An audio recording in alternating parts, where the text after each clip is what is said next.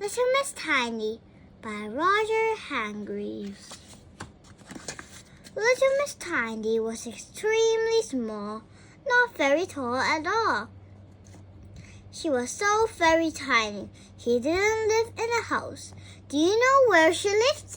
In a mouse hole in the dining room of Home Farm.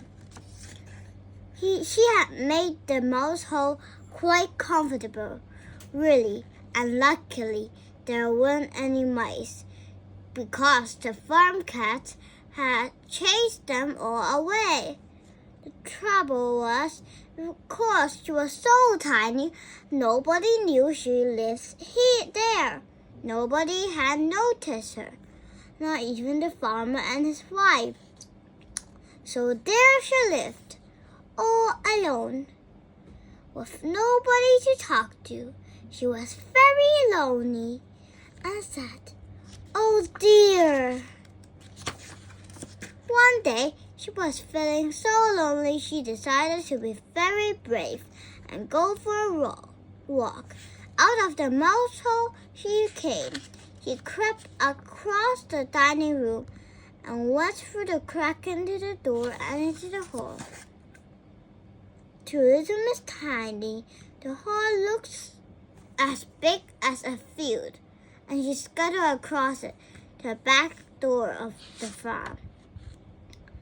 Luckily for her, the little box was at the bottom of the door.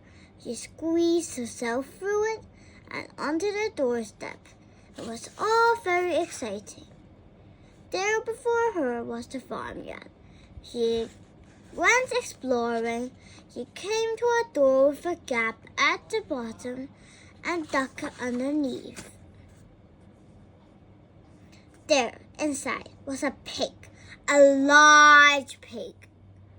And if you are as small as Little Miss Tiny, a large pig looks very large indeed. Miss Tiny looked at the pig. The pig looked at Miss Tiny. Oink! He grunted and moved closer to inspect this little person who had entered his thigh. Oh my goodness me! Squeaked Little Miss Tiny in alarm and shot out of the pig's thigh as fast as ever her little legs would carry her, which wasn't very fast because her legs were so very little. She ran right around to the back of the pigsty. Before she stopped it, she leaned against the wall and put her hands over her eyes and tried to get her breath back. Suddenly, she heard a noise, a very close noise, a sort of breathing noise, very close indeed. She hardly dared take her hands away from her eyes. When she did, she wished she hadn't.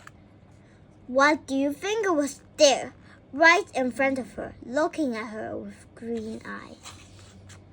Ginger, the farm cat.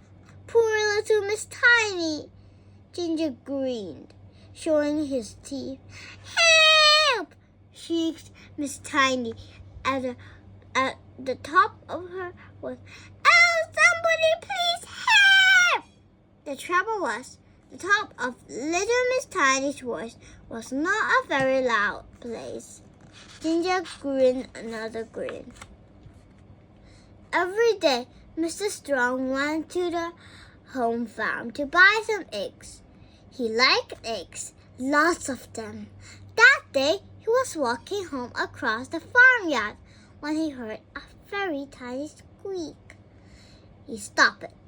There it was again, round the corner. He looked around the corner and saw Ginger and her poor trapped Little Miss Tiny. "Shoo!" said Mr. Strong to Ginger, and picked up Little Miss Tiny very gently. "Hello," she said. "Who are you?" I'm Miss Tiny."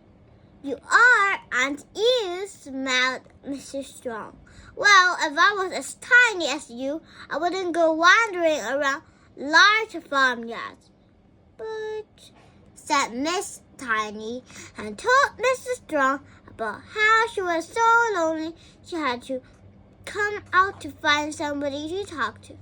Oh dear, said Mr. Strong. Well, now, let's see if we can find you some friends to talk to.